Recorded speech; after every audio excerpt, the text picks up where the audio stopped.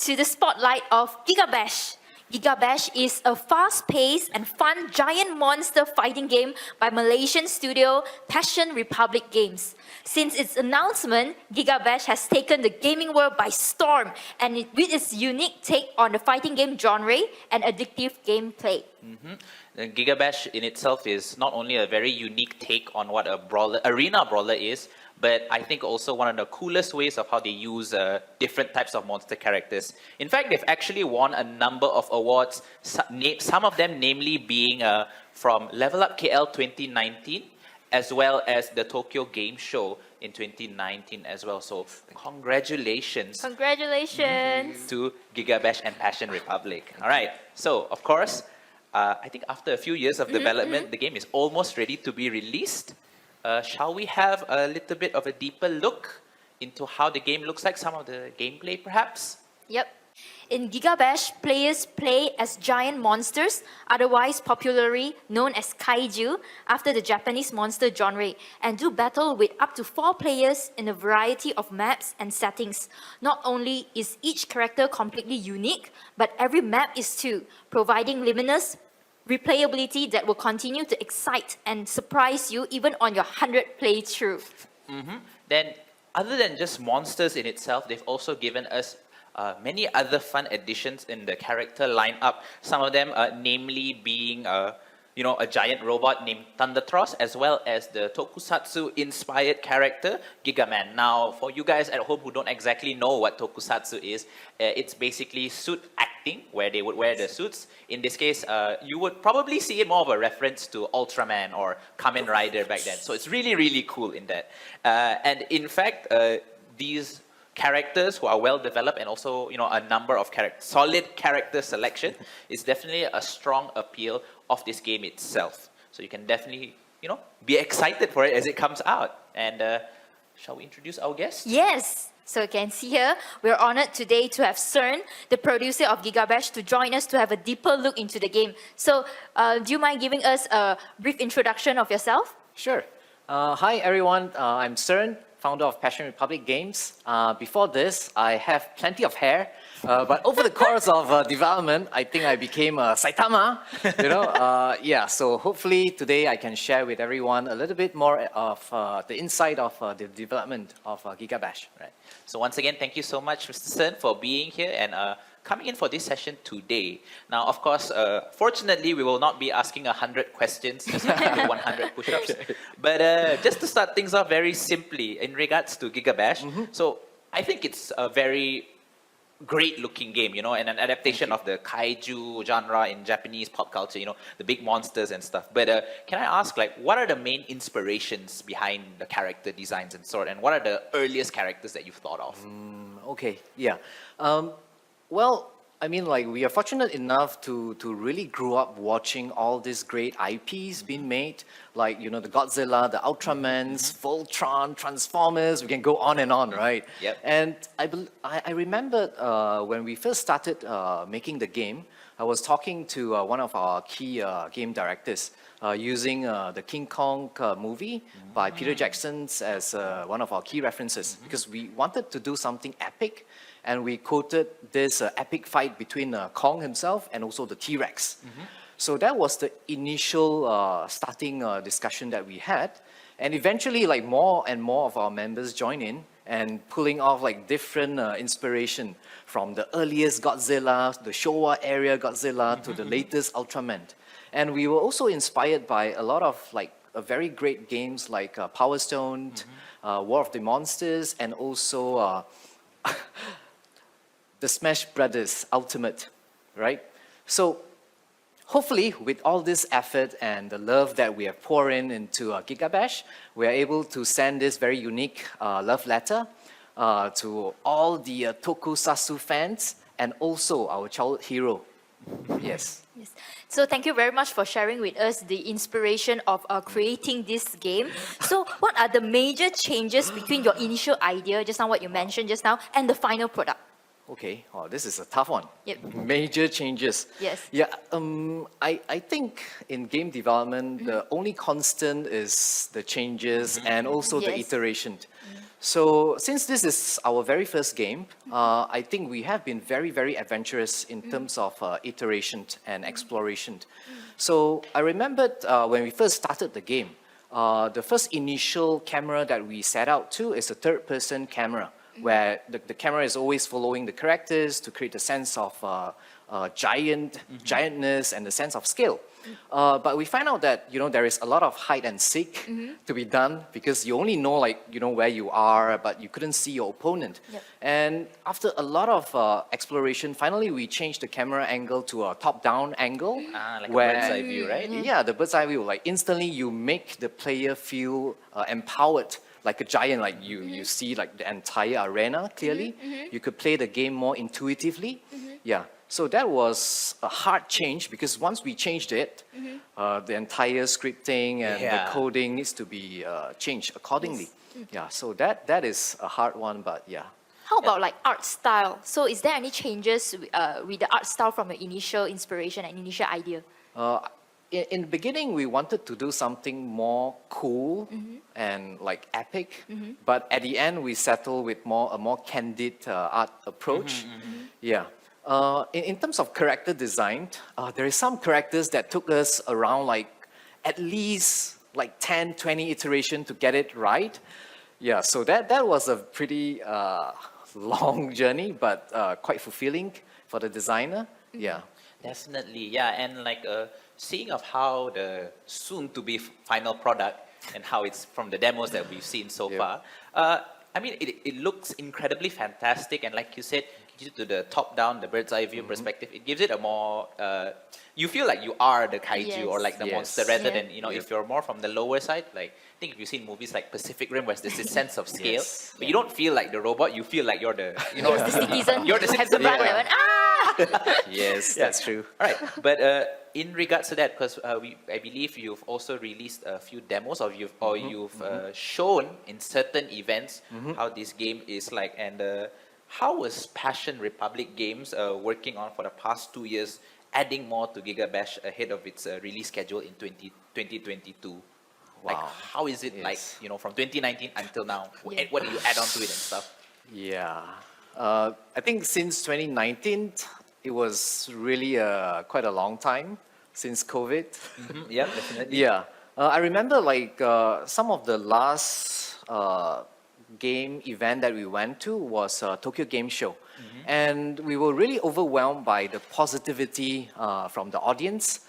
So we were really grateful and motivated by all, the well response. And since then, we have been coming back to Malaysia and putting a lot more effort into the game. Yeah. And speaking about Tokyo Game Show 2019, that's where you actually won the award, right, for it? Yes, yeah, we were quite fortunate for that. Yeah, to win an Best Indie Award in the holy ground of tokusatsu and anime. Yeah, the that was birthplace like- of the whole genre of tokusatsu, anime, all this stuff that inspired your game. It feels nice to be acknowledged and awarded for it, right? Yes, we were like really being encouraged by that recognition. And since then, we have been adding on more and more characters. And it was a lengthy process because like whenever you add on a new characters, you need to find a balance in the design with the rest of the characters. So the more we add on, the more balancing we need to do.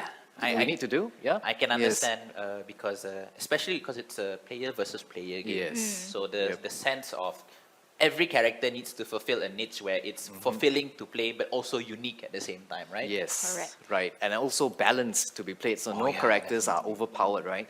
And also, since then, we have been also adding on the single player experience, a story mode. We have 4 characters featured in our story mode. And also we have added on the party mode. We call it the mayhem mode. So everyone could be in the couch and just have fun and forget about all your stress. Yep. And also the other thing that we have been adding on is the online mode. Because the game was set out to be a couch play game. So the online was a surprise for us because to cater to a COVID situation. So we expect player to, come online to play the game for safety reason. Yeah, so there is a lot. Yeah, since of then. things going Yeah. around, right? But I think, even through the struggles and the obstacles from COVID and others, it gave birth to this idea, and then I think at the end of the day, having that online capability is beneficial, especially if like, for example, I'm a consumer, I'm a gamer. I would love to have online and play with others because, Yes. I can't meet them right now. Yep. Yes. So actually, right, as a female casual player, so usually in the market, there's quite a few of fighting games that has very, very complicated controls. So to be honest, I think it's quite difficult for me, like such casual player, to catch up. So what are the emphasis of your game, this GigaBash, into the game control itself to make things like easier for you players like me to adapt? Well, that's a very nice question. Nice question. Yeah, I think our game director has been putting in a lot of effort into the controls. I remembered when the head of PlayStation Indies, Shuhei Yoshida-san, when he visited our studio and played our game himself, one of the very first advice that he gave us was to really make the controls more intuitive. Yeah, so our designer definitely keep that command to their heart and keep polishing it. And one of the secret that we had is actually we occasionally invite some of our kids, to play the game. Yeah, as the play tester. Yeah, so we have been learning a lot, from there, simplifying the controls. Yeah, to make it really intuitive. Hopefully that would, fruit. Yeah, Yes. definitely. And Yes. speaking of kids and using them as as a pseudo alpha tester, but it's good because you can tell when you can clearly see when a kid is enjoying it or when when they don't feel very good about it. And they'll either tell you or you can see it on their faces because kids are just that honest. Yes. Yes. Really cool about it. And actually, speaking of making your games to be not just intuitive but somewhat also competitive at the same time due to balancing and other stuff, do you think that GigaBash itself will be involved in any sort of esports scene or tournaments? Because like you said, this game has been inspired of sorts by Smash Brothers and other fighting games like Street Fighter. I think right now it's also King of Fighters and other sort of games. Is there any plans, or was GigaBash designed in the first place to have this kind of competitive platform? It is not our initial goal to make GigaBash very competitive, because initially we really wanted to make GigaBash, something like we want GigaBash to be fun to play and also fun to watch, as well as we want people to have a fun time playing the game, even if you lose the game, right? But throughout the course of events that we went to, some of the alpha tests that we have been doing, a lot of people has been asking us the same question, could GigaBash be an esport game? Yeah. Definitely we are open for that. In fact, internally, we have been hosting a developer competition, over Gamescom, and it has been getting quite a lot of good response from Twitch. Yeah, so I see. yeah, we might work on that. I think that's really cool. I genuinely understand that in general, your main goal of making GigaBash is for it, like you said, originally it's just a couch fight. It's just a couch arena fighter. Yes. And stuff. So not to say esports was put aside, but there were certain priorities that you had to put forward compared to that. But considering especially now in the age of the internet where everyone is looking to be a little bit more competitive, I guess. Having that aspect would be nice, but of course we'll just see how it goes at the end of the day. Yeah, I remember during the PAX East Boston previously, we had gamers come back, to line up for the game again and again to do rematches, to revenge each other. And on the first play, they managed to pick up combos, and become really, really competitive. Yeah, so hopefully that's a good sign for us. Yep. So how about your favorite character or any characters that holds a special place in your heart or the development team heart? Yeah. For myself, I definitely love Wooly. I'm from Team Wooly. Oh, Team Wooly? Yeah, because I love Totoro very, very much. In fact, I've secretively influenced my designer to put it more Totoro into Wooly. A more fluffier aspect to it. No wonder the shape. I was thinking it's quite familiar. Yes. In terms of favorites, from the team. I believe there is a lot, like different developers have their different favorite. Yep. But every character has its unique Representation. Representation. and inspiration, right?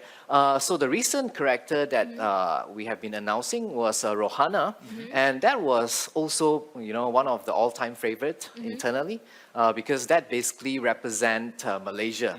We Nice. draw inspiration from our very own Bunga Raya. We have the very vivid Bunga Raya raid and also the silhouette of it. And also Rohana, basically Ro means in Bahasa Malaysia, the spirit, right? And Hana is the flower in Yes, Japan. yes. So that was, some of the key inspiration that we draw. And in fact, we have been putting in all the tiger stripe behind the throne. Harimau. Yeah, yes. And then Rohana also sounds kind of sort of like a Malay name also. Yes. Yes, you are very sharp. Actually, Rohana was one of our project managers' name. Wow. It's such very a nice, smart. such a nice Yeah. homage to the people who who put their love and Yes. effort into the game. Yep. So Yeah. really, really cool. Okay, no worries. Like moving on from this, so we understand that this is one of the first games, or your actually Passion Republic's first game. Is that right? That's Right. correct. And but even then, before this, Passion Republic has been involved in the game development industry for I think a number of years. But what gave you the thought to change from like helping in making other games into doing your own game? What changed there? Yeah. What changed that? Yeah. I think we have been contributing to a lot of AAA titles in the past, and I think like up to a 10-year point, we finally save enough money to fund our own game. Understandable. Yes, I understand. Yeah. So that is one of the key reason. But just joke aside, I think since day one of our organization was formed, one of the key motivation was to really nurture and cultivate the local game development industry in terms of skill, knowledge, and capability, and hopefully to create a sustainable industry in Malaysia. So in the beginning, like when we go step by step, we're just focusing on art, animation, and now like design. So we felt more confident and more knowledgeable now. Yeah. So hence we kickstart this initiative like 3 years ago. Yeah. All right, so as you mentioned before, Passion Republic has actually contributed to the development of a number of AAA games, some of them being Spider-Man Remastered, Demon Souls, the PS5 remaster for it, and as well as a local game itself, which is No Straight Roads, so you get the Malaysian spirit there. So what we'd like to ask is, from these experiences working on all these different high quality, AAA grade games, do you think that the experiences you've gotten has influenced or contributed to the development of GigaBash? Yes, definitely. Yeah, I think throughout the years of experience working with all the top international teams, we realized that the game development process is definitely a very challenging and a tough one, because making game is like finding a gem in total darkness where you need to constantly like test the game to meet your expectation and the goals that you set out for. And a lot of times there is too many iterations and the development process is so long. So we have been doing games for 5 years for our partners, and it got paused and put it into the shelf. Situation like that happened, and that kind of experience really built our resilience and our determination towards the goal. So I think that is the most that we have been learning from I our see. partners. The hopefulness, the determination. The struggles have shaped you to where you are now. So the game will be releasing in year 2022. So what can we expect? Confirm can one. So what can we expect from now until the release date? I think there is a lot to be polished for the game. We're gonna announce more characters from the game closer to the release date.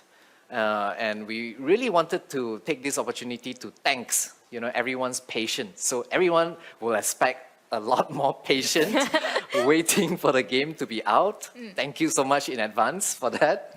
I How am about- manifesting it to come in 2022. So that one was Yeah. the plans from now until they launch. So what about post-launch? Any plans? Yeah, post-launch, we definitely wanted to do our best in polishing the bugs that been catched by the gamers. There is some interesting and exciting DLC in planned. Yeah, and also we are determined in launching the game in different platforms. Yeah, after PC and also PlayStation. Oh, that's very something to be looking forward to. Yeah, because especially as a couch brawler, you would expect it to be on like home consoles like the PS or like the Xbox. Yes. But at the same time, you might as well open it to like platforms like the PC and stuff because better connectivity to online, comparatively at least. But speaking of that, perhaps we can talk a little bit more on the what may happen in the future because you've mentioned Passion Republics has worked with plenty of AAA development studios. I think one of them was From Software, especially because they did and Sony being for Spider-Man. Do you think that there will be any sort of IP collaborations between GigaBash and perhaps a popular tokusatsu series, namely, I think right now a very popular one would be Ultraman Reboot because it is also influenced by influenced by Malaysia as well. I think Ultraman Trigger as well. Yeah. So, any hints you can give us? Definitely, it will be a dream come true. Definitely, it will be a dream come true if, one day we could, make an official game for Godzilla. They'll be like, but I believe, we will be focusing on GigaBash for now. And when we have, more experiences, we will definitely approach, the team at Toho. Yeah, so hopefully the Malaysian will support us all the way in that initiative, if it happens. Thank you so much. Thank you so much for sharing. I'm But- really but so pumped up already. I believe in the Yeah. the Malaysian spirit. Yes. Because we can see in itself it is a fantastic looking Yeah. game, and I'm sure when it's released, fans, new players, and the public will see that it is as much of an enjoyable experience playing it as much as they see it. So if all things go well, Yes. fingers crossed. of Fingers course. crossed. Can't predict much these days thanks to COVID. Yes, true. But So, hopefully all goes well. yep. So, any final comments or announcement that you would like to give to our audience? Announcement? Nope. Sure, go on. Just so you have been given us like so high hope already, building. Even hints like where can we expect these Yes. kinds of games? What else? Yep, I think I definitely wanted to take this opportunity to really thank the Malaysian community that has been very supportive. I remembered in the past, in the previous level up, before COVID, there is a lot of Malaysian, our own people show up on our booth and play the game, give us very valuable feedback and also encouragement. We were really moved by that, energy and synergy.